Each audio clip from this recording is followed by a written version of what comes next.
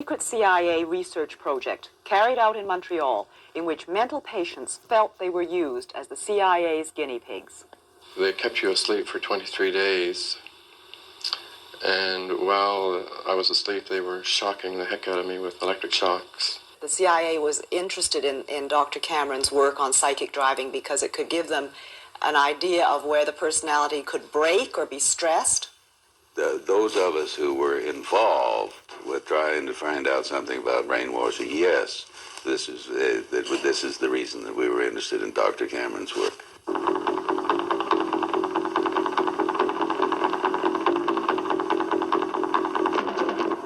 The American Central Intelligence Agency has been accused of manipulating citizens of countries all over the world, including Canada. At the moment, a number of Canadians are considering suing the CIA. They believe they are victims of covert CIA experiments. Tonight, two Canadians who feel the past 20 years of their lives were damaged by the CIA tell their stories publicly for the first time. They believe they were part of a CIA project called MK Ultra, a research project so secret that even the Canadian government was not informed that the agency was funding activities in this country. The CIA was seeking a new weapon, aimed not at the body, but at the mind. Americans became obsessed with brainwashing during the Korean War. Prisoners of war returned home denouncing the American way of life. Hearing them parroting propaganda, the CIA became convinced the communists had found the key to brainwashing. Now the Americans had to unlock the mystery of mind control. There was great worry that the Soviets had developed rather esoteric and unusual methods of so-called brainwashing people. The purge trials. Dr. John Gittinger was the CIA's chief psychologist for 25 years. There was continued pressure put upon anybody within the agency in connection with trying to explain or understand brainwashing. So we were charged with rather an elaborate attempt to try to find out chemical, psychological, any kind of means that people could use to influence the behavior of the people. Nothing seemed too bizarre. To find out if sex could be used in spying, the agency studied San Francisco prostitutes and their clients. Using unwitting human beings as their guinea pigs, the agency tried everything: drugs, hypnosis, electroshock. Under code names like MK Ultra, the CIA spent 25 years and $25 million on secret mind control research. Brainwashing could be a powerful ideological weapon, and the U.S. had to have it. And when the agency didn't undertake its own studies, it funded someone else's. Thus, the search for mind control brought MK Ultra to Canada, to Montreal. Now, y'all see that, right? 25 million. And this is like in the 80s right here. So I keep telling y'all, it's not about the money. They don't care about the money. They care about your mind. They want your soul. That's the game. That's the game that's being played today. It's been being played. You know what I mean? Even back in the day. Even in the Cold War years of the late 50s and early 60s, most doctors and academics would have been embarrassed to have found that an organization of spies was openly paying for their research. So the CIA set up a number of fronts, respectable foundations like the Human Ecology Fund. Sounds innocent enough, but it was run by the CIA's brainwashing experts. Here at McGill University in Montreal, the fund found 3 projects worth financing. They supported an extensive study of witch doctors in Nigeria. How, investigators wondered, did native healers cure mental illness? What mysterious drugs and potions did they use? Device used to bind up excited patients. A sleeping potion is then administered. 20 years ago, the Human Ecology Fund paid for this movie. This soothes the patient's head. But it was only recently that the man who made the film found out that he had been working with the CIA's money. The author of the Nigerian study is still at McGill University. News of his connection to the CIA came as quite a surprise to Dr. Raymond Prince. I couldn't imagine why the CIA would be interested in my work in looking at indigenous healers in West Africa. That seemed really strange. That was my first reaction, you know. I couldn't believe that, I couldn't understand how the CIA would be interested in that. Ain't strange to me. Because there were all kinds of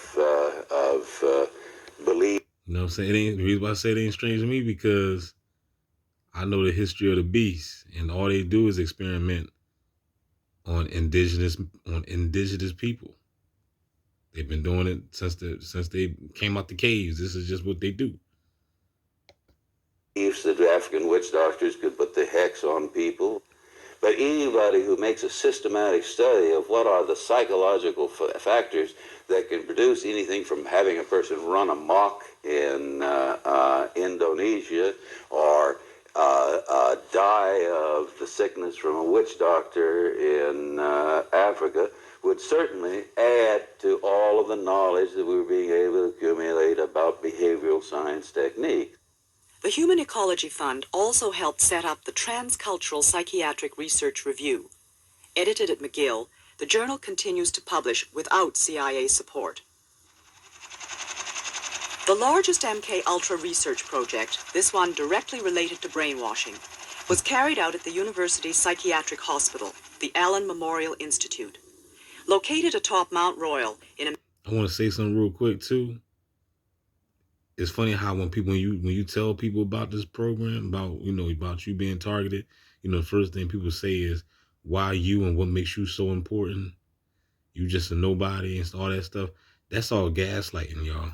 Don't fall for that. You see what I'm saying?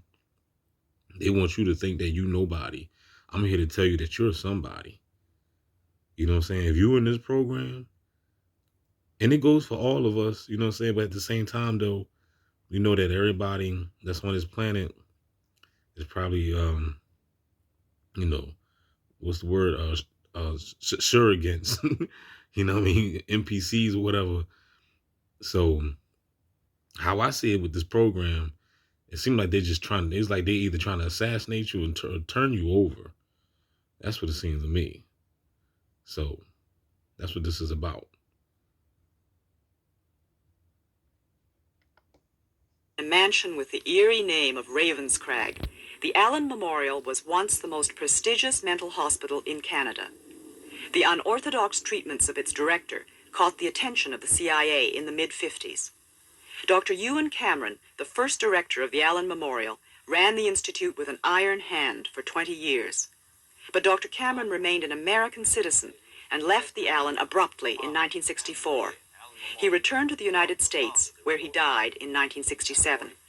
An energetic, enigmatic man, Cameron was an internationally honored and respected psychiatrist, but he was not universally liked. Former colleague, Dr. Elliot Emanuel. He was an authoritarian, ruthless, power-hungry, nervous, tense, angry man. Not very nice. Much of Cameron's research went on in the stables next to the main hospital building.